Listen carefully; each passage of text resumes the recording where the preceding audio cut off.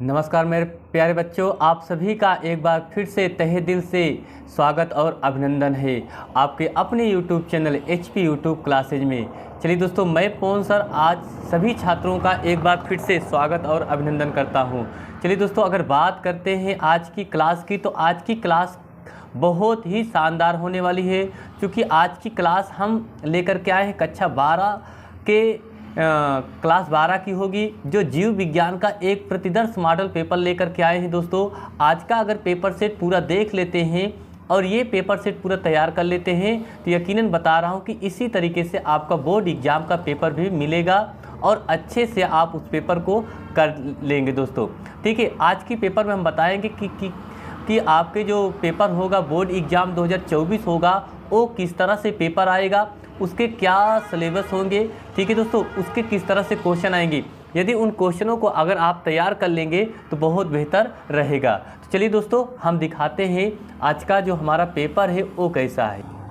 जी, तो आप सब देख रहे हैं कि आज का हमारा जो पेपर है एक प्रतिदर्श पेपर है, जो बोर्ड एग्ज़ाम 2024 के लिए बहुत ही शानदार होने वाला है।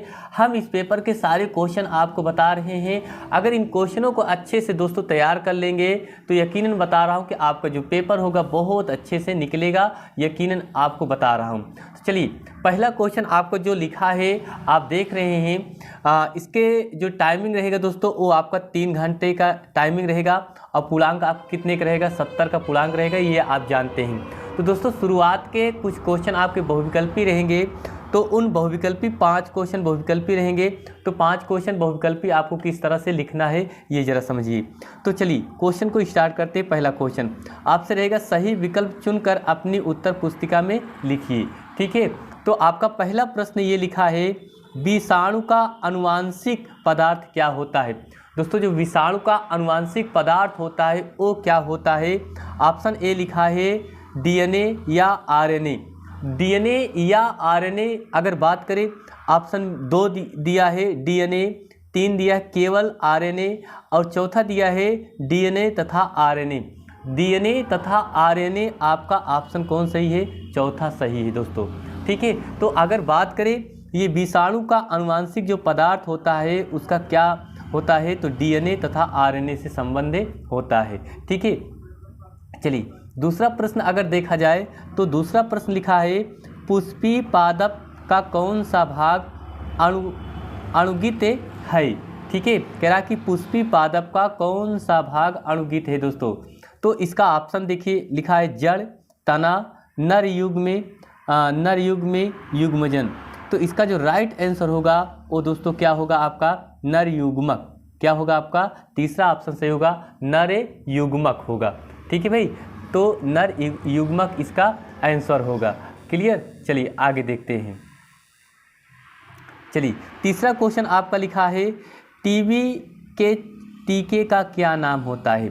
तो जो टीबी के टीके का नाम क्या होता है, तो इसका ऑप्शन देखिए, OPV, DPT, BCG, PAS। तो इसका राइट आंसर क्या होगा, BCG। तो दोस्तों, अगर इस तरह से अगर क्वेश्चन आप तैयार कर लेंगे तो यकीनन बता रहा हूँ कि आपका जो पेपर होगा बहुत बढ़िया जाएगा। ठीक है, चलिए अगला प्रश्न है आपका, एड्स रोग का कारण क्या है। दोस्तों, ये सारे क्वेश्चन बहुत एग्जाम में पूछते हैं। तो अगर मैं बात करूँ, ये सभी क्वेश्चन थोड़ा से आप लोग इसको क्वेश्चन को कवक, जीवाणु, विषाणु, परमाणु।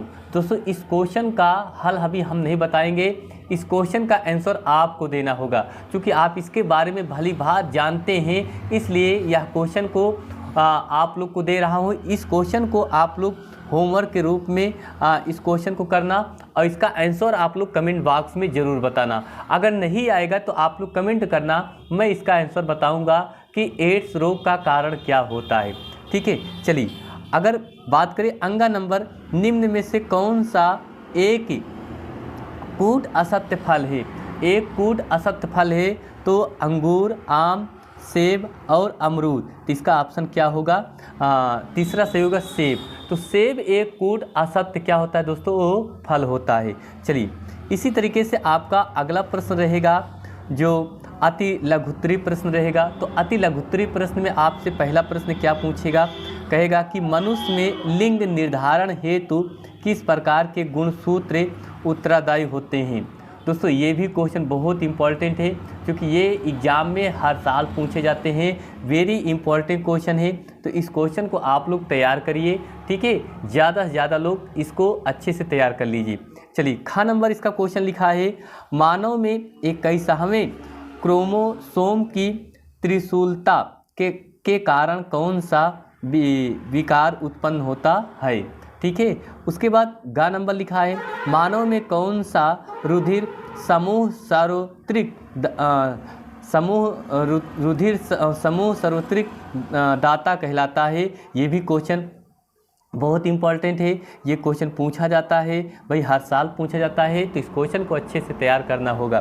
फिर उसके बाद लिखा है आपका घ नंबर, HIV का पूरा नाम क्या होता है। दोस्तों तो HIV का पूरा रूप क्या होता है, ये भी क्वेश्चन आपके इंपॉर्टेंट है। तो मैं दोस्तों अगर इस तरह से क्वेश्चन आपको बता रहे हैं, आप इन्हीं क्वेश्चनों को पूरा तैयार कर लीजिए।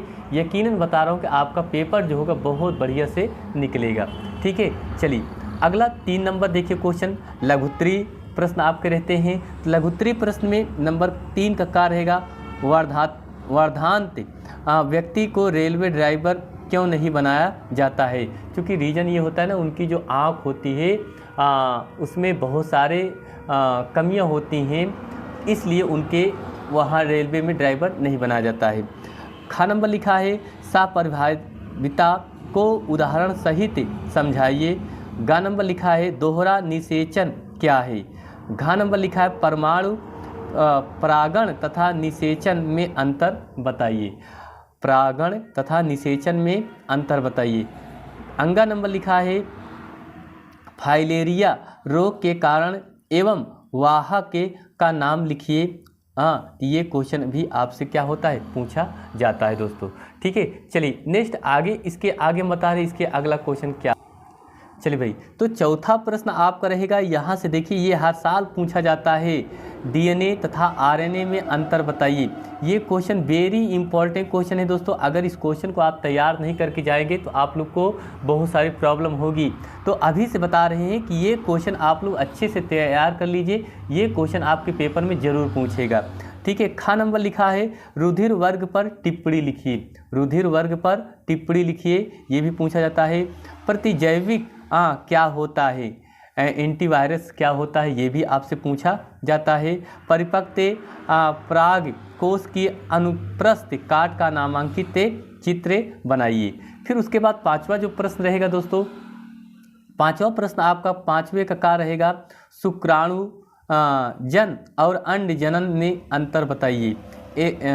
एल्कोहल दुरुपयोग के क्या कुप्रभाव हैं, ये भी पूछा जाता है। उसके बाद ये पूछा जाता है ग नंबर में, कैंसर पर एक टिप्पणी लिखी। ये भी क्वेश्चन वेरी इंपॉर्टेंट क्वेश्चन है कि कैंसर पर कैसे टिप्पणी लिखी जाती है। फिर घ नंबर लिखा है, प्रतिरक्षी अणु का नामांकित चित्र बनाइए। प्रतिरक्षी अणु का नामांकित चित्र बनाना है। फिर आपका इसी तरीके से 6 नंबर रहेगा, एक प्रारूपिक बीजांड की संरचना का सचित्र वर्णन कीजिए। घ नंबर, अपूर्ण प्रभाविता क्या है, उदाहरण सहित समझाइए। ग नंबर लिखा है, एक सामान्य पुष्प के विभिन्न भागों के नाम एवं कार्य बताइए, ठीक है। घ नंबर लिखा है, जीवाणु तथा विषाणुओं से होने वाले रोगों के नाम बताइए। ये क्वेश्चन आपसे इतने बनते हैं, ठीक है। आगे अगर बात करें दीर्घ उत्तरीय प्रश्न में, तो दीर्घ उत्तरीय प्रश्न में आपके 3 प्रश्न रहेंगे।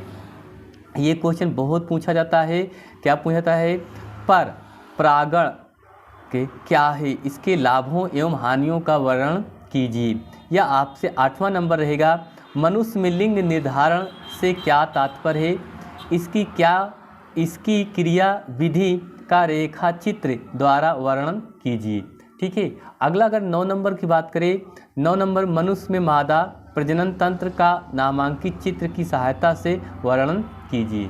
तो दोस्तों इस तरह से अगर ये मॉडल पेपर आप लोग अच्छे से अगर तैयार कर लेते हैं तो हम बता रहे हैं आप लोग का जो पेपर होगा बहुत बढ़िया से जाएगा मेरे भाई, और आपका अच्छा नंबर ज़रूर आएगा।